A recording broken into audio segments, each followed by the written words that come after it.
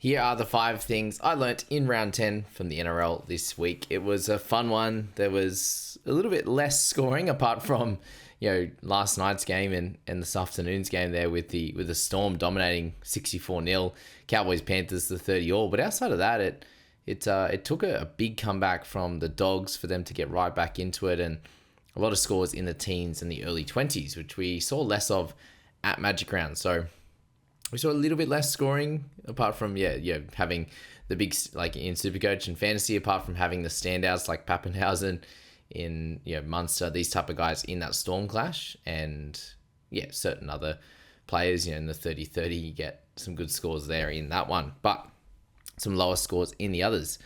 Kicking off for the 5 things I did learn, I wanted to talk about a topic, and it's about making the smart play and having discipline. And just wanted to bring it back to cricket to start, given that's the sport I played at a decent level. And you speak about bowlers putting 6 balls in the right spot, and being disciplined that way usually ends up in getting the spoils on the other end. It might not happen that over, it might not happen the next one or the one after, but the one after that is when it happens, and you get that breakthrough from the other team making a mistake. And that mistake could be in footy, a drop ball. That mistake could be, just a missed tackle. It could be something like that. And the relentlessness that you're putting on the other side gives you, puts you in a position to win and to have the ball for longer, which usually ends up in you putting more points on, which is the big thing there. And we did see that in a few teams on the weekend. I did want to focus on the Dolphins for that one in that first clash on Thursday night. Now, they completed it 95%, and the Eels did not. And, they had some decent attack in them. They were looking decent at times. The Finns weren't playing their best attacking footy, but they did enough in this clash by not giving the Eels opportunities to score. And the Eels had to, have long-range tries. They had to fight and, scratch and claw their way in the back end of that game through offloads and line breaks and trying to score from long distance. And thankfully, the Dolphins were able to score enough points and even not playing super well to be able to get that job done. So I thought that was a big one there this week to help them get the victory in a couple week period where they haven't played very well. They were able to do that in a great way, and it's such a standout percentage. It's the percentage game and the way to win.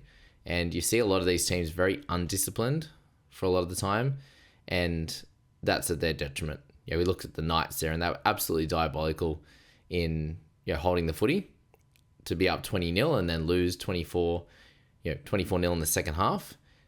It was all from their discipline. If they held the ball, they would have scored points in the second half. They would have got past 30, and that would have been enough. But it's those types of things, and they're the things that you can control. If you don't try something silly, you don't run, you don't crab sideways, throw that terrible pass like we saw from, shout out Seyfarth, in that Tigers one. But Galvin went sideways, Seyfarth went sideways. You try something out of the ordinary. What happened to the good old fashioned run hard, pick a gap in the defense, run hard at that, and then get it to your playmaker and kick it down into the corner, or just get it down the other side of the field and wait for them to make a mistake, hit them hard in defense, and then when you get an opportunity to score, you run with aggression and you pass short and hard. And I think that's something that Hines has done really well in the last sort of month, is that he's getting up towards the line, he's passing short. And, it's to Nikora, it's to Kale Iro, it's to AFB today. These types of plays there where you're just playing direct to the line, you're not, it's not too much of a risky type play. They're not like, bullet balls, they're not hospital balls. Like these guys, when they're running in towards that space, they are a little bit more confident. They're not worried about the defense as much because they know that they're a chance of actually going through. Means more chance you're going to catch it. There was a couple examples with Garrick this afternoon where they went short to him. One of them, he dropped it, but the reason he dropped it was because it was a bullet pass and he was right in front of the defense by the time they passed it to him. So you're thinking about the defense in front of you. There was no gap in front of him. And what about the back and forth with the great man Mulatalo? Absolutely loves it. Then there was another opportunity where, yes, it it almost worked. He almost scored and got half through, but it was, risky in itself. He almost, bobbled that one. So there's different ways to play that short ball, but there's also different ways to be disciplined as well, which the Eagles weren't in that first half. And you saw that with, other teams across the board there that we will speak about shortly. So yeah, just thought it was an interesting topic just to bring up again. Something I've been speaking about for a while there, and it just doesn't seem to happen enough from teams. Like you can't look at too many teams this week and say they were ultimately disciplined. Apart from the Storm there, you had Panthers would go up and then a couple of tries and they'd let the opposition in and give them an opportunity to get down the other end of the field or miss a tackle to get a long range line break and all these types of things that you saw with the Doggies as well, with Crichton on the right and on the edge on the left as well. But speaking of that game in particular, number 2 there, the week of the leaders, and there was a few standouts there, and we'll start with that Dogs game, and Stephen Crichton absolutely led from the front. We had also the leadership of Kikau and his attacking prowess as well on that left-hand side. They were able to get this Dogs team back in the game and give them an opportunity to win. So they absolutely stood up. For the Dolphins there, we can shout out ICAT and Isaiah Katoa and how amazing he was and how much he's grown. But it was the leadership and the finishing ability of Hamiso, to cut off that try in the back end of that game when the game was on the line. He's an Origin player and he deserved that moment. He's been really, really good for the last 6 weeks, I think. Had a bit of a tough sort of first 3 and has been great since. So with him, that was the big play. Tino was amazing for the Titans and played the 70 minutes and really got them back in this game through his work through the middle. I thought that was awesome there. Latrell for the Bunnies, showing his leadership in defense, but also in attack. So having both, not just the one, I think has been awesome. You got Metcalf really stepping up into that role, but some of their more veteran players in Mitch Barnett coming out and being awesome through the middle there. Aaron Clark, those two really getting into their work and doing some awesome stuff and allowing these guys like Metcalf to get the spoils on the other side. And that's what you've seen in recent history, is their forward pack doing a great job and giving Metcalf an opportunity. For the Cows and the Panthers, some of their experienced players weren't able to step up. Mitch Kenny on that last tackle when it should have been sent back to Cleary. The way that even they set up and different things like that. Part of that you have to put on Cleary, but also their team. Cowboys have enough experience as well, so they weren't able to ice that in those games. For the Storm, it was a mixture of all of their spine. Guys like Josh King as well, really showing their experience as not even a crazy amount of games, but yeah, I thought that was important. And then for the Sharkies there, guys like AFB, guys like Nickera, guys like Hines, who have been around for a while now, and McInnes being able to just really dominate this game through the center and then give themselves an opportunity for attacking plays on the other side.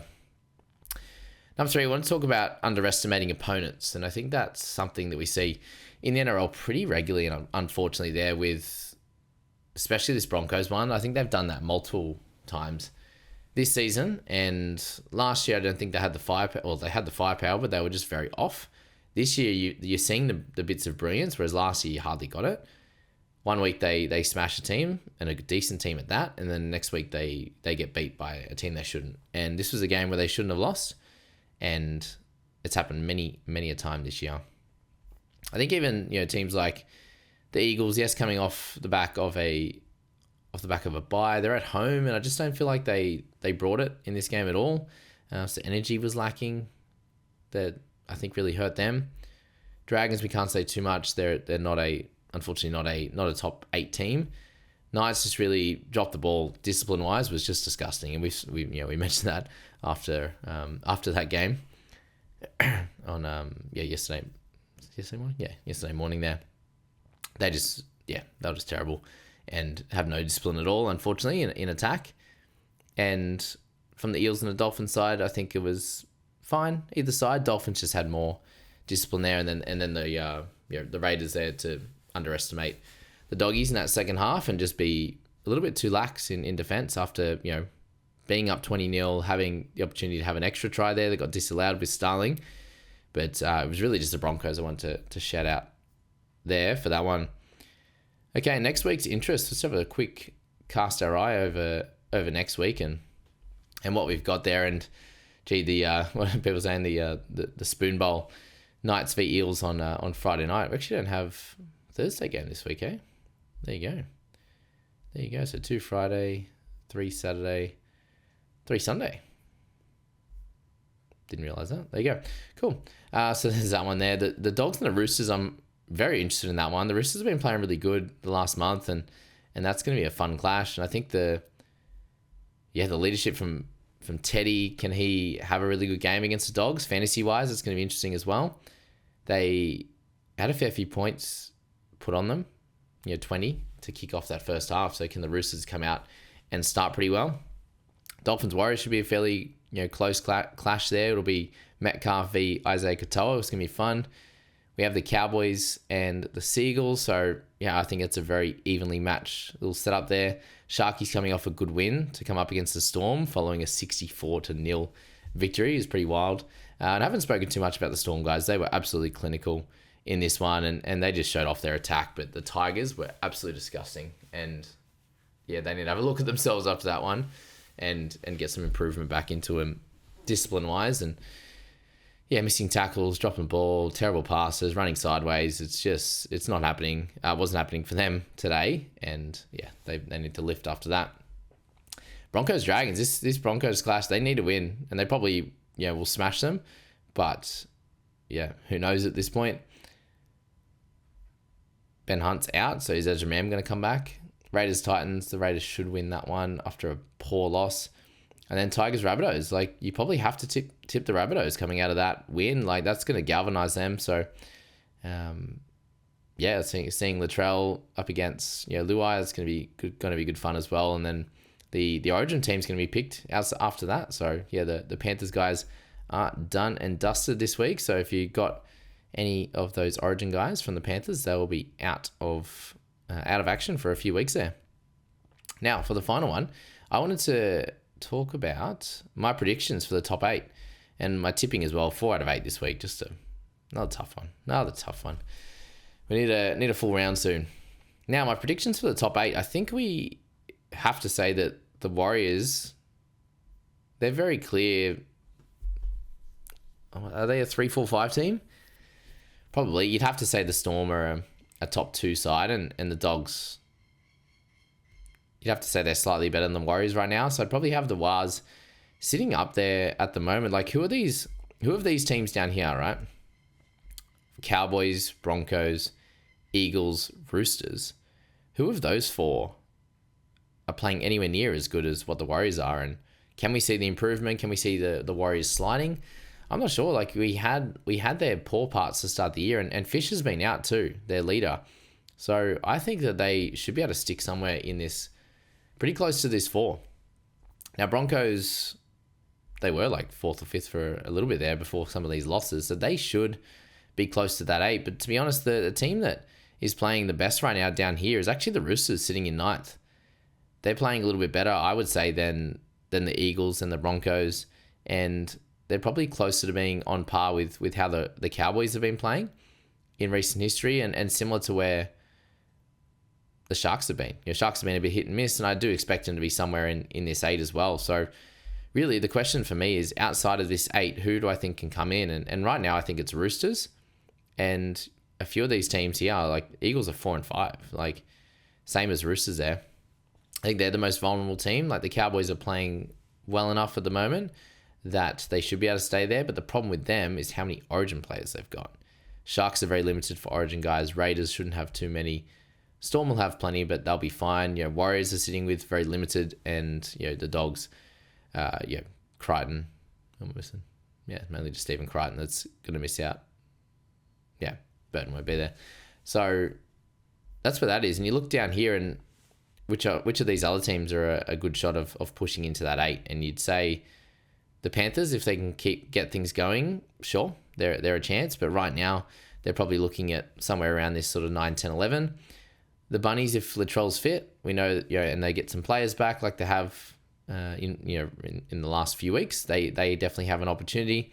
And the Finns, but right now I'm gonna have to leave all those teams out and have the Bunnies sitting around 9th or 10th, I think. And right now, I'm going to have to take Manly out of this 8. Oh, Manly or Broncos? We'll go Manly just because they're sitting in 8th. One extra loss compared to Broncos gives them more chance. So I'm going to push Roosters up into 8th, and I'm going to leave my top 8 there. And you could switch some positions around, definitely with Raiders, Sharks, or Storm up to 2nd and the like. Let me know what you would think. Would you push any of these guys that are outside of the 8 right now into that top section? Do you think the Panthers can make it back? It's going to be interesting, couple of months there. Now, last week with the fantasy tip of the week, we spoke about improving a wing fullback. It did prove pivotal last week with guys like Drinky, Teddy Sharp. And I just mentioned keep making moves towards the bye period kicking off in round 12. And this week here, we run into some issues with round 12. Personally, I picked up 3 injuries, and 2 of those guys were round 12 players, which is pretty tough, and looks like Nicholson's in a bad way. Now, heading into round 11, I don't think you can make any moves for players that don't play round 12 outside of Jaden Campbell. He is one of the standout guys, even in a really poor team. Gets a pretty good rest this week as well. So he should be good to go for that one. Gets the bye, and then hopefully he's at full health come round 13 there. I just think injuries have made this real. And if we hadn't got any injuries, you could probably push 1 or 2 trades for guys that aren't playing in round 12. But having that issue, like if you're in a similar boat to me with those guys, look, they aren't 100% owned. Couchman's more owned than Marzu and Nicholson that I own. And if you're in a similar boat to me, I think that's the clear play. And if you got no injuries this week, then fair enough. Couchman's your injury or whatever.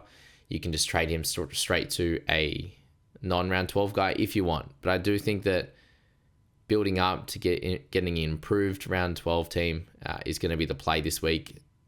Round 13, we're all going to have a lot of guns. I think we'll all have fairly similar strength sides. Whereas I think round 12 is where you can separate yourself from the pack and have a really, really good week in that one. All right, that was my fun little 5 things I learned for round 10. Let me know how you guys went in fantasy and what you thought of the NRL this week, and if you agree with my top 8 predictions. Thanks, guys. See you later.